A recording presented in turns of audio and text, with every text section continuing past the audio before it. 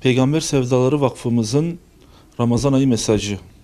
Hamd, alemlerin Rabbi, her şeyin azameti önünde küçük kaldığı, izzeti karşısında zelil olduğu, mülk ve saltanatına boyun eğdiği, merhametlilerin en merhametlisi olan Allah Celle Celaluhu'yadır. Selat ve selam kainatın efendisi, iki cihan güneşi, serverimiz, önderimiz, numune-i imtisalimiz, göz nurumuz, kainatı İslam nuruyla aydınlatan, insanlığın tek kurtuluş reçetesi Hazreti Peygamber aleyhissalatu vesselamın, ehli beytinin, ashabının ve tüm inananların üzerine olsun. Ey iman edenler! Oruç sizden önce gelip geçmiş ümmetlere farz kılındığı gibi size de farz kılındı. Umulur ki korunursunuz. Eğer insanlar Ramazan-ı Şerif'in ne olduğunu layıkıyla bilselerdi, senenin tamamının Ramazan olmasını arzu ederlerdi.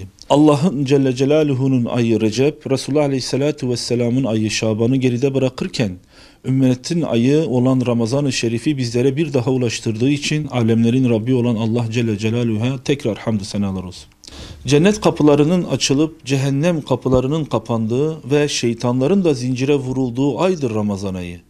Ramazan-ı Şerif'te yapılan hayır ve ibadetlerin neticeleri itibariyle Allah Celle Celaluhu katında en değerli ve en makbul olduğu aydır ki bizzat Allah Celle Celaluhu tarafından 1000 aydan daha hayırlı olduğu müjdelenen Kadir gecesinin içinde barındırmaktadır. Ramazan-ı Şerif'in malum salgından dolayı karantina hayatı yaşadığımız bu zamana denk gelmesi de fırsat bilerek Kur'an-ı Kerim kıraati, tövbe, istiğfar, dua, zikir, ilim, tesbihat ile bol bol meşgul olmalıyız.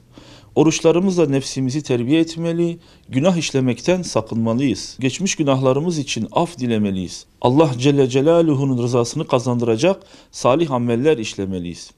Yardımlaşma kültürü İslam'ın ana prensiplerindendir. İnsanlığın bu sıkıntılı döneminde Rabbimizin emirlerini ve Efendimizin örnekliğini yaşayalım. İmkanlarımızı kardeşlerimizle paylaşalım. Çünkü Ramazan ayı rahmettir, berekettir, paylaşmaktır. Paylaşmak sevgiden gelir. Sevmek Allah Celle Celaluhu'nun El-Vedud isminin tecellisidir. Peygamber Efendimiz asr-ı saadet neslini bu şekilde terbiye etmiş ve bu nesil de tüm insanlığa iyiliğin yaşantısını göstermiştir. Allah Celle Celaluhu Kitab-ı Mubin'de sevdiğiniz şeylerden Allah yolunda harcamadıkça iyiliğe asla erişemezsiniz buyurarak Müslümanlara kurtuluş yolunu göstermektedir. İslam'ın şiarlarından olan zekat, infak, sadaka, İslam medeniyetinin ekonomik temellerini oluşturan mali ibadetlerdir. Mübarek Ramazan ayında her türlü ibadetin ziyadesiyle yapılması icap ettiği gibi mali ibadetler de bu kaide geçerlidir.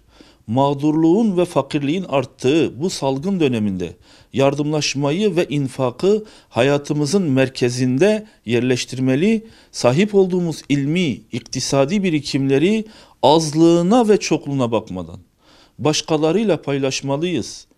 İnfaktan, yardımlaşmaktan, başkasına kendinde olanı vermekten uzaklaşmış toplumlar asla iyiliğe, mutlu bir aile ortamına, huzura, refaha ve medeni bir hayata ulaşamazlar.